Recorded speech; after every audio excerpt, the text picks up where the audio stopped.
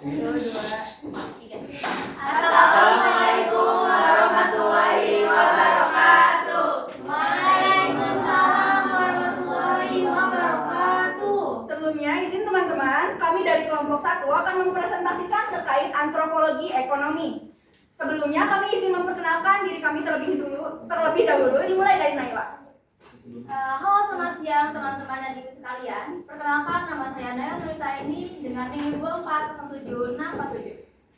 Halo teman-teman sekalian dan ibu, perkenalkan nama saya Siti Devi Nurmala dengan NIM 2403298. Halo semuanya, kenalin saya Nabila Fadila dengan NIM 2406500. Halo semuanya, kenalin nama aku Alzaira Syafaraiza dengan NIM 242101220. Halo semuanya, izin memperkenalkan diri. Nama aku Vita Febrianti dengan NIM 2407989. Halo semuanya, izin memperkenalkan diri. Nama aku Afifah Dinda Stilati dengan NIM 2401369. Halo semuanya, perkenalkan aku Trika Senja dengan NIM 2401656. Halo semuanya, perkenalkan nama saya Siti Noaini dengan NIM 2406730. Perkenalkan, nama saya Jabal Aswar Gifari dengan NIM 2405260. Ya baik, sebelumnya akan dimulai presentasinya oleh Jabal terlebih dahulu. Silahkan Jabal. Di sini saya akan menjelaskan pengertian apa itu antropologi ekonomi. Antropologi ekonomi adalah ilmu yang mempelajari bagaimana masyarakat menopang diri mereka sendiri dengan cara produksi, distribusi, pertukaran, dan konsumsi. Ilmu ini menganalisis pola-pola historis organisasi ekonomi dan memberikan praktik-praktik ekonomi di berbagai tempat. Ilmu yang dipelajari dalam antropologi ekonomi seperti masa saat manusia bercocok tanam, evolusi mata pencarian, dan masa berburu juga meramu. Antropologi ekonomi lahir pada awal abad ke-20 berkat dilakukannya berbagai penelitian etnografi yang memfokuskan pada aspek ekonomi masyarakat. Para ahli menaruh perhatian pada penelitian etnografi yang fokus pada aspek ekonomi, dan para ahli antropologi berusaha mengembangkan pendekatan penelitian dengan menggunakan teori, konsep, dan hukum-hukum ekonomi untuk menjelaskan gejala ekonomi dalam masyarakat primitif atau peasant. Pendekatan tersebut kemudian dikenal dengan pendekatan formalis. Secara konvensional, teori formalis mengasumsikan bahwa tindakan manusia bersifat rasional dalam melakukan aktivitas ekonomi. Baik, terima kasih kepada Jabal. Selanjutnya saya akan menjelaskan terkait antropologi ekonomi itu sendiri dan akan ada studi kasusnya. Baik teman-teman, yang pertama antropologi ekonomi itu mempelajari apa sih? Tadi sudah dijelaskan oleh Jabal bahwa antropologi ekonomi itu adalah hal-hal yang berkaitan dengan perekonomian yang dilaksanakan oleh manusia itu sendiri. Dan untuk yang pertama, apa aja nih yang dikelola oleh antropologi ekonomi ini sendiri? Yaitu sumber daya, lalu produksi, distribusi, dan sistem konsumsi oleh masyarakat itu sendiri. Dan untuk fokus dasarnya sendiri yaitu pada ekonomi, merujuk pada barang dan jasa juga perputaran uang. Lalu untuk sistem ekonomi itu sendiri, subsisten, pasar, dan terencana. Dengan pendekatan yang seperti dijelaskan tadi, lalu dilibatkannya adanya teori strukturalisme ekonomi substantivis, yaitu ekonomi di mana manusia atau masyarakat itu berperan dalam sistem sosialnya dalam melakukan kegiatan perekonomian itu sendiri. Lalu ada ekonomi formalis, yaitu teori pasar, di mana keberlanjutan antara pasar, di mana adanya transaksi, maka itu adalah yang disebut ekonomi formalis. Dan untuk pertukaran sistem transaksi, itu juga termasuk kepada antropologi ekonomi, di mana kita mempelajarinya, yaitu seperti zaman dahulu ada barter. Menambahkan dari yang dijelaskan oleh Jabal tadi, ada yang namanya barter, uang, pertukaran hadiah, itu termasuk kepada antropologi ekonomi itu sendiri. Baik teman-teman, antropologi ekonomi ini berkaitan dengan isu-isu kontemporer yang ada di masyarakat kita sendiri. Dan untuk seperti misalkan ketimpangan ekonomi, seperti hal-hal lainnya kapitalisme oleh pemerintahan, dan hal-hal lainnya yang mungkin kita rasakan sebagai masyarakat Indonesia ini sendiri.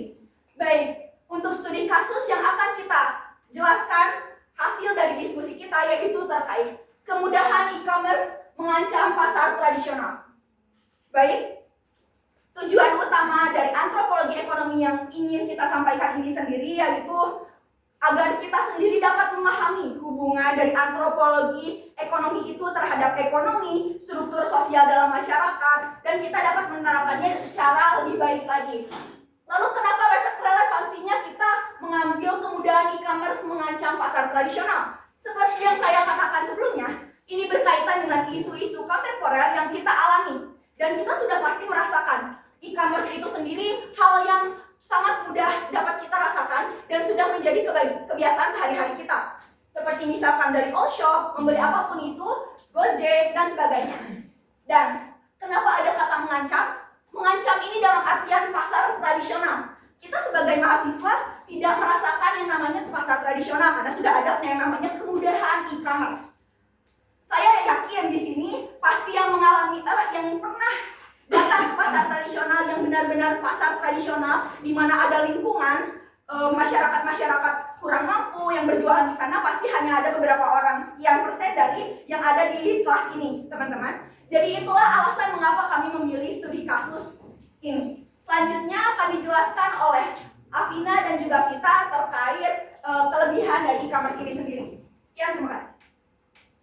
Baik teman-teman dan ibu, tadi sudah dijelaskan oleh Sri Devi. Di sini kita akan membahas tentang kelebihan dari e-commerce itu sendiri. Nah, yang pertama yaitu memudahkan kita atau masyarakat dalam proses menjual atau membeli. Jadi, dengan adanya e-commerce, kita itu bisa dengan lebih mudah mendapatkan barang atau menjual barang melalui e-commerce atau melalui media elektronik seperti online kayak Shopee, TikTok Shop, dan lain sebagainya.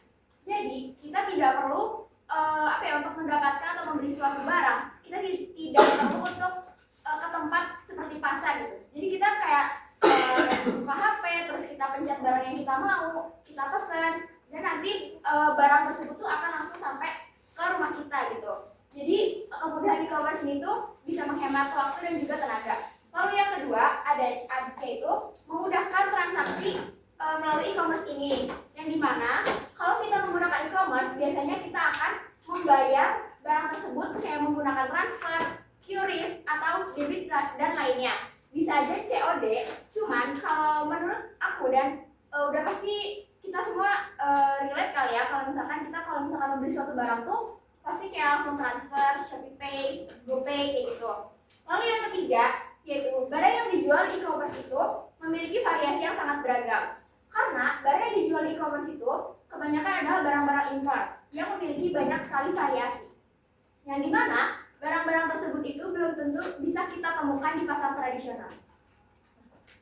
Untuk selanjutnya yang keempat, barang yang dijual e-commerce itu kan dapat dipajang 24 jam ya. Jadi itu memudahkan kita untuk transaksi jam berapa.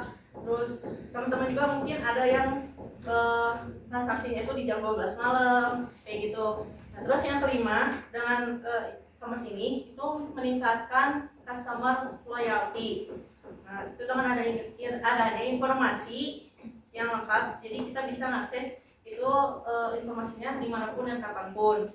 Untuk yang terakhir, kelebihan dari e-commerce ini, karena adanya e-commerce ini kan itu menggunakan gadget ya beroperasinya. Jadi kita tuh si penjualnya itu gak harus nyewa ruko atau bangunan, jadi itu juga bisa mengurangi pengeluaran si penjual tersebut. Nah, oke teman-teman, di sini yang sebelumnya kedengeran nggak suaranya? Oke, aku mau bahas tentang pentingnya pasar tradisional. Nah, seperti yang tadi disebut sama Afina, kalau misalnya e-commerce itu banyak kelebihannya ya, punya kelebihan untuk kita semua, memudahkan kita untuk bertransaksi dan memudahkan kita untuk berbelanja.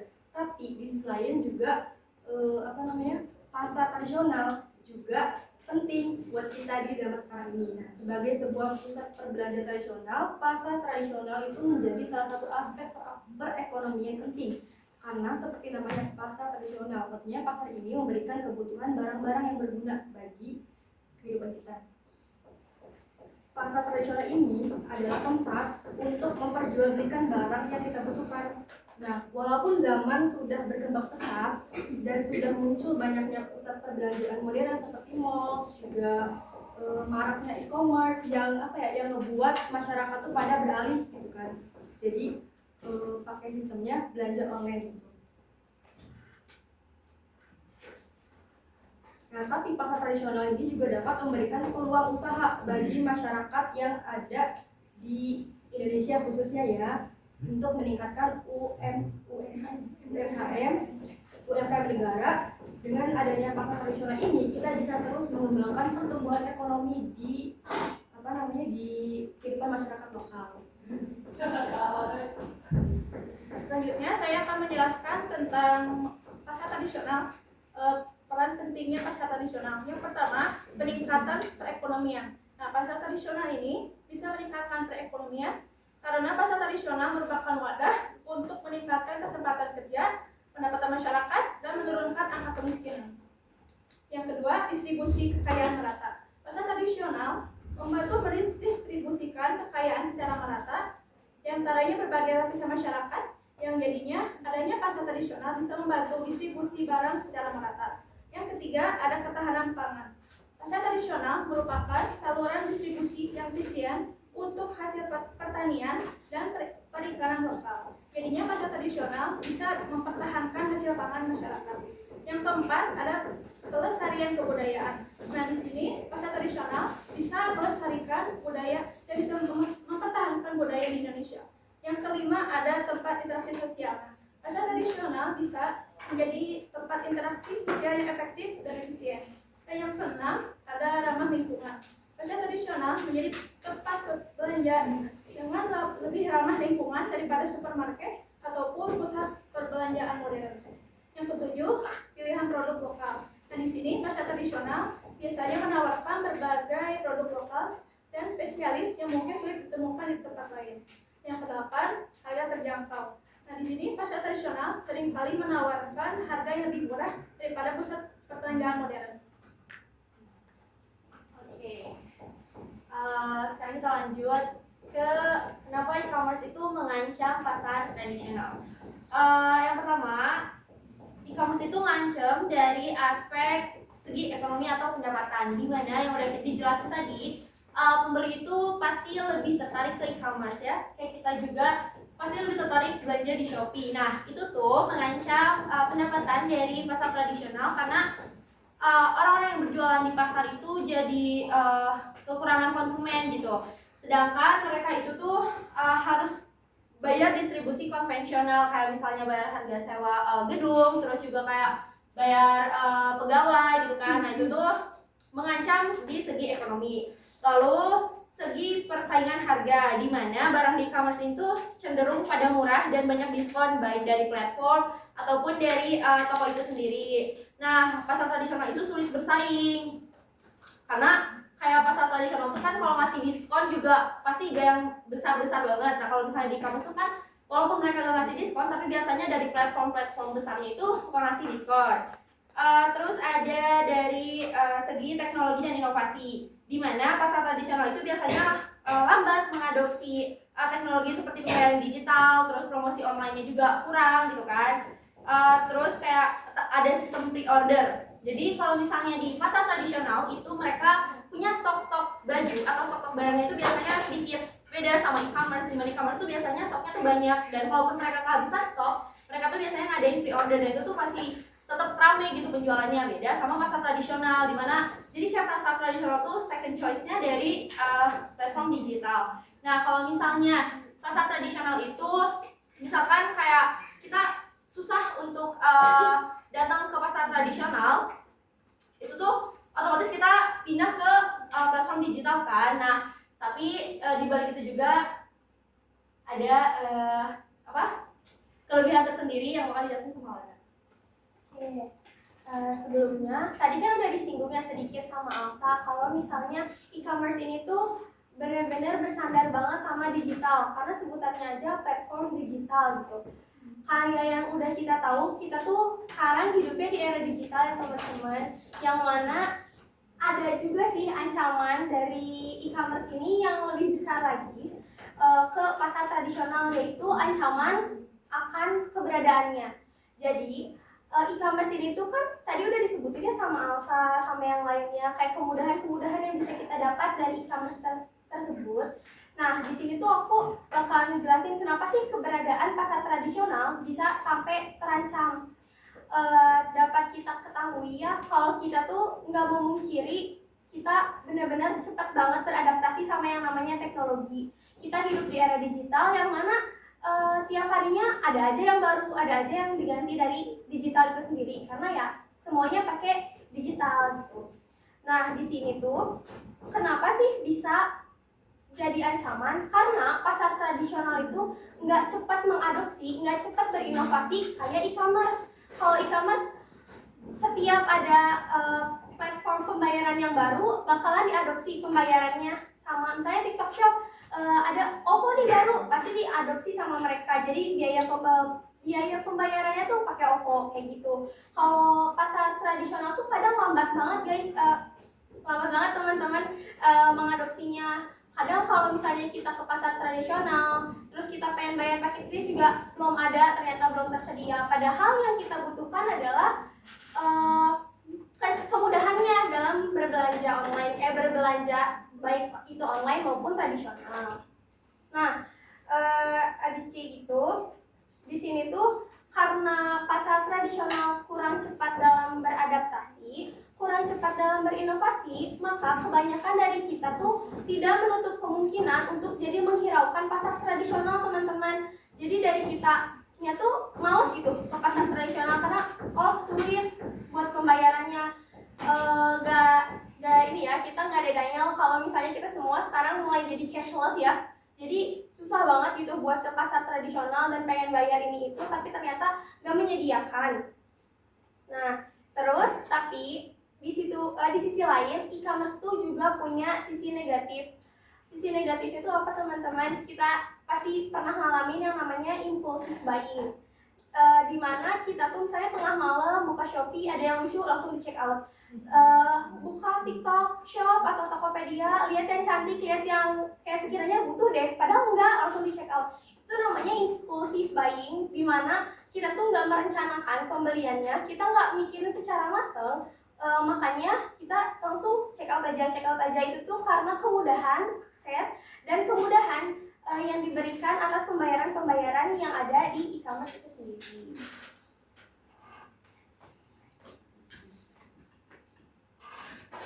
Oke, selanjutnya teman-teman, di sini aku akan membawa teman-teman untuk melihat poster yang ada di sini. Nah, dari kelompok kami di sini mendapatkan tugas poster. Dan di sini aku akan menjelaskan simbol-simbol yang ada di poster sendiri. Nah, poster yang kami buat di sini adalah poster layanan masyarakat, yang dimana di sini kami mengajak teman-teman semuanya yang melihat poster ini untuk bisa dibaca yang bagian kalimat kedua. Yuk, sama-sama. Ayo, jangan biarkan pasar tradisional hilang. Jangan biarkan manusia kita. Nah, di sini adalah kalimat ajakan kepada teman-teman semuanya yang membaca poster ini. Nah, di sini aku mau membahas tentang simbol-simbol yang ada di poster ini. Tentu ada 3 aspek terkait dalam sebuah poster, yang dimana yang pertama itu adalah suatu teks, yang kedua itu adalah gambar, dan yang ketiga adalah gambar atau ilustrasi terkait. Nah, di sini kita membuat poster ini menggunakan gambar warna oranye, kemudian ada warna biru dan warna putih, itu menggambarkan ekonominya itu sendiri.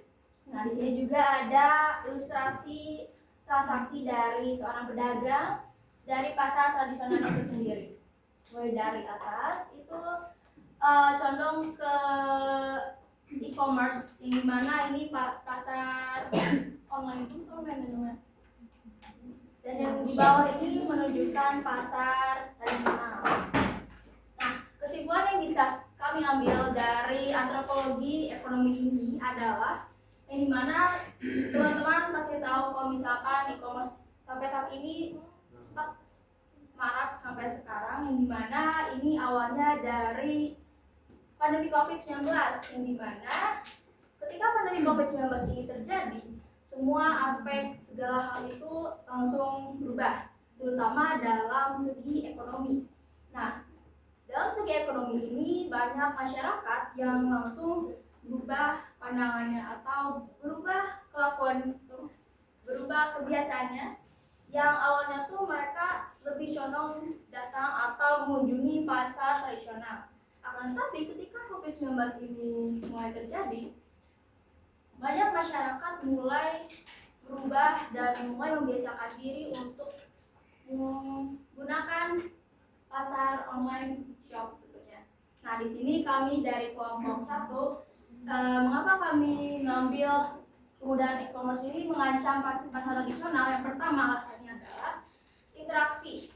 Pertama adalah interaksi yang dimana ketika kita menggunakan atau belanja di pasar tradisional tentunya ini akan lebih leluasa, dimana dari interaksi antara penjual dan pembeli itu secara langsung dan tidak adanya intinya komunikasinya secara langsung dan lebih mudah.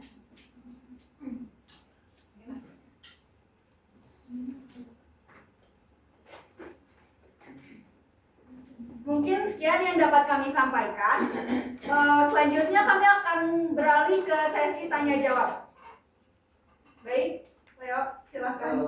Hal fundamental apa yang membedakan antropologi ekonomi dengan disiplin ekonomi murni? Baik, disimpan dulu pertanyaannya. Apakah ada pertanyaan lain? Bagaimana ekonomi pasar berdampak pada ketimpangan sosial dan distribusi kekayaan? Baik, boleh diulangi kembali. Bagaimana ekonomi pasar berdampak pada ketimpangan sosial dan distribusi kekayaan? Selanjutnya, apakah ada pertanyaan lagi? Pertanyaan terakhir, karena dibatasi hingga 3 pertanyaan. Apakah ada lagi?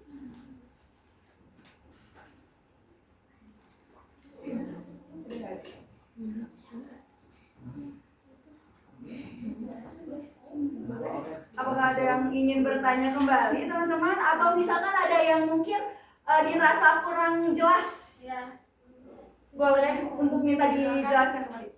Boleh. Baik. Izin kenalin, aku Tiara, aku dari kelompok 2 ya. Tiara dong. Coba maaf. Kan tadi tuh kalau pakai e-commerce kan jadi lebih gampang ya kalau biar apa-apa. Tapi minusnya jadi kayak kurang interaksi sama penjualnya.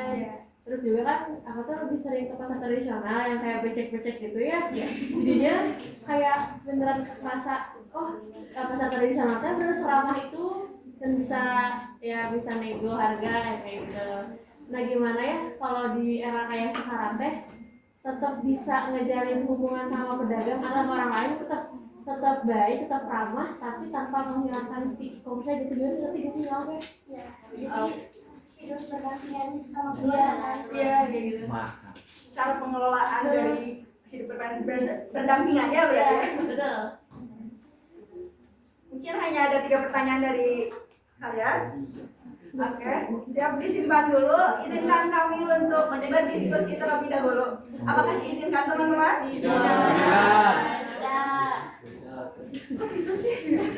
Kami minta mungkin berapa menit? 5 menit. Apakah cukup boleh? Boleh cukup. Kayaknya Izin ya teman-teman.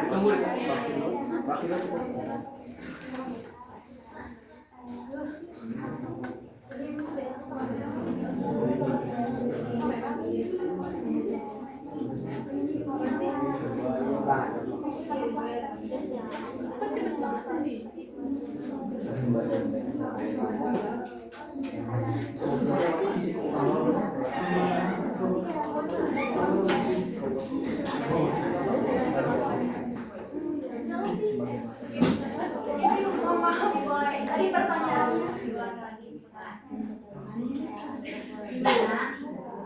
Bagaimana ekonomi pasar berdampak pada ketimpangan sosial dan distribusi kekayaan?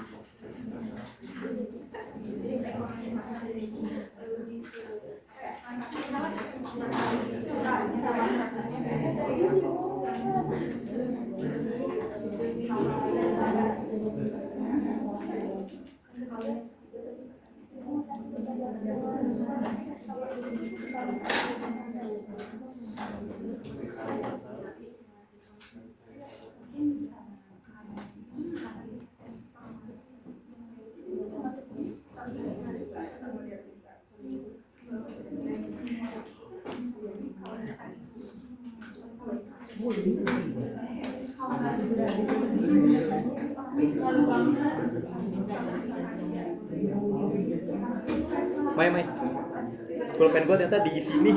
dari tadi. Makasih.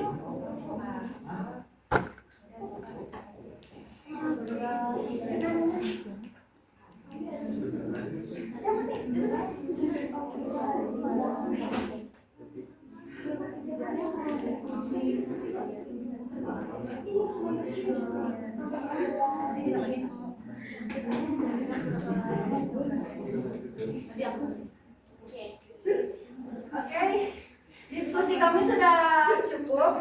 Izin untuk menjawab ya teman-teman. Untuk pertanyaan dari Leo akan dijawab oleh Nabila Lana, dan untuk pertanyaan dari Vivi akan dijawab oleh Naila, dan untuk pertanyaan yang terakhir dari Tiara akan dijawab oleh Vivi. Leo izin menjawab pertanyaannya. Tadi kan ditanya apa perbedaan fundamental antara antropologi ekonomi sama disiplin ekonomi murni. Nah, jadi perbedaan yang benar-benar jelas, yang benar-benar terlihat adalah kalau antropologi ekonomi itu lebih membahas dan lebih mengkaji ke fenomena ekonominya, kayak sosialnya, gimana berinteraksinya manusia dalam berhubungan yang ada kaitannya dengan ekonomi, kayak tadi ini e-commerce, pasar tradisional, itu kan fenomena-fenomena ya. Sedangkan kalau ekonomi murni itu lebih menjelaskan ke kuantitatifnya, lebih ke hasil akhirnya, lebih ke keuangannya, jadi lebih ke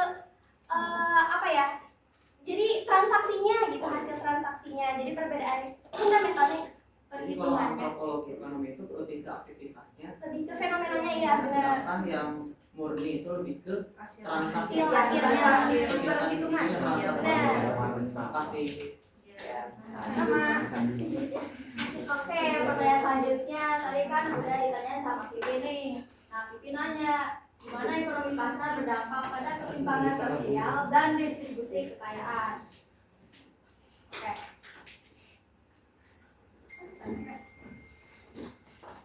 Nah, gimana sih dampak dari ekonomi pasar tradisional ini sampai ke ranah ketimpangan sosial? Nah, contoh kasusnya itu yang dimana COVID-19 ini yang tadi udah aku sampaikan, ini sangat amat berdampak sangat cukup besar, yang dimana hal ini juga membuat pasar tradisional, contohnya Tanah Abang ya. Tanah Abang beberapa bulan lalu itu sempat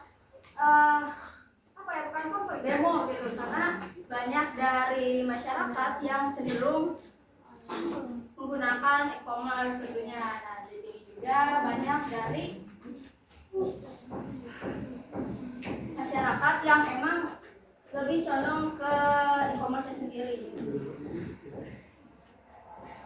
Nah, hal ini juga sempat ada singgungan dari beberapa masyarakat dan pemerintah, yang dimana dari pihak Tanah Abang itu kan udah sempat dikasih solusi gimana kalau pasar beberapa pedagang ada di Tanah Abang ini, gimana kalau bikin kayak TikTok Shop juga gitu kan, kayak promosinya dia lebih banyak pembeli yang datang buat beli ke sana ataupun lewat TikTok Shop-nya.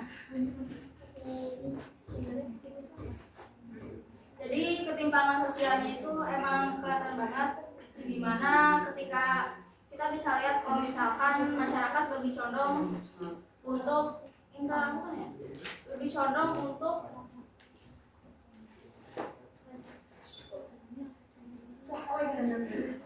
masyarakatnya itu lebih condong untuk berinteraksinya itu kan karena interaksi yang itu terhalang oleh COVID-19 itu, jadi mereka tuh lebih memilih untuk ke e-commerce, beralih lah. Namun karena dari pihak pasar Tanah Abangnya itu sendiri menolak, dan mereka tuh sudah diberi solusi namun menolak kan. Nah, jadi untuk hal itu kayak sebenarnya menjadi pilihan masing-masing, opsi masing-masing. Nah, ini juga bisa dikaji oleh antropologi ekonomi itu sendiri lagi teman-teman, karena interaksi yang dimaksud itu berkaitan dengan si manusia-manusia yang benar-benar berhubungan langsung dengan ekonominya itu sendiri. Nah, ini apakah dapat dipahami? Untuk pertanyaan yang ketiga dari Tiara, gimana solusinya biar e-commerce sama interaksi sosial itu tetap terjaga dan ada ya? Pemerintah itu bisa lebih ngembangin pasar kayak pasar semi modern gitu kan. Nah, kalau misalkan mereka yang mau belanja kayak sayur gitu kan lebih fresh, terus kayak ada paymentnya itu bisa pakai kredit terus debit juga. Oh, mungkin izin menambahkan lagi, apakah diperbolehkan teman-teman? Boleh. Jadi karena tadi sudah ada solusinya dari Fitra ya. Yang pertama itu solusinya adalah dikembangkan kembali pasar modernnya mungkin ya, tapi tradisional namun semi modern teman-teman. Dan yang kedua diadakannya transaksi QRIS. Karena seperti yang kita tahu ya teman-teman, kita sendiri udah mulai beralih ke QRIS dan uang tunai itu rasanya sudah tidak efektif, apalagi kayak banyaknya kasus copet, dompet dan sebagainya ya teman-teman. Udah kita pahami banget ya. Oh ya, cuma teman-teman kalau dari HP itu lebih simpel gitu ya. Karena kita sebagai Gen Z terutama merasa itu tuh lebih simpel, kayak kita tinggal scan dan boros itu kembali ya teman-teman. Nah, dari pasar semi modern diharapkannya itu orang-orang kan lebih, karena lingkungannya mungkin akan lebih bersih apabila sudah dikelola oleh pemerintah, baik itu secara mungkin tatanannya ada yang dari ayam per ayam, ada daging sapi per sapi, lalu sayur per sayur, buah per buah, rempah-rempah per rempah-rempah. Dan kita sebagai mungkin anak Gen Z gitu ya, yang merasa kebersihan itu benar-benar yang terpenting lah ya, dan murah juga itu hal yang terpenting ya teman-teman. Dan mungkin karena biar kita seimbang, untuk e-commerce itu sendiri dibatasi, menurut aku ya, dibatasi karena seperti bahan-bahan sayuran yang kayak gitu mungkin tidak akan fresh. Mungkin kefreshan itu akan turun ya teman-teman karena berjalan itu secara online. Itu di daerah-daerah tertentu yang mungkin jauh dari pasarnya itu sendiri. Karena teman-teman kalau misalkan dari Gojek ataupun apapun itu yang paymentnya itu melalui online, kita tidak tahu itu tuh, kita tidak bisa memilih sendiri, kita tidak bisa membatasi seperti apa kualitas dari bahan-bahan yang kita beli itu sendiri kan. Nah, kemungkinan besarnya yang saya maksud adalah solusinya dibatasinya terkait buah-buah, sayur-sayuran yang dipesan melalui online shop. Karena yang berjualan buah-buahan, sayur-sayuran, daging-dagingan atau rempah-rempahan biasanya adalah kalangan masyarakat yang mungkin menengah ke bawah. Dan itu membutuhkan yang namanya kualitas ekonomi yang lebih bagus. Sedangkan di e-commerce sendiri biasanya orang-orang yang sudah memahami terkait teknologi itu sendiri, mereka sudah memberdayai, sudah memiliki pemahaman, dan biasanya meskipun ada beberapa yang mungkin ekonominya menengah ke bawah, namun dari e-commerce ini sendiri banyak dari kalangan menengah ke atas yang mengatur dan mengelolanya, sehingga dari kualitas ekonomi masyarakat menengah ke bawah sendiri tidak akan terkelola dengan baik teman-teman apabila e-commerce ini mengelola terkait buah-buahan ataupun sayur-sayuran dan bahan-bahan makanan lainnya. Mungkin sekian. Apakah cukup? Cukup banget, terima kasih.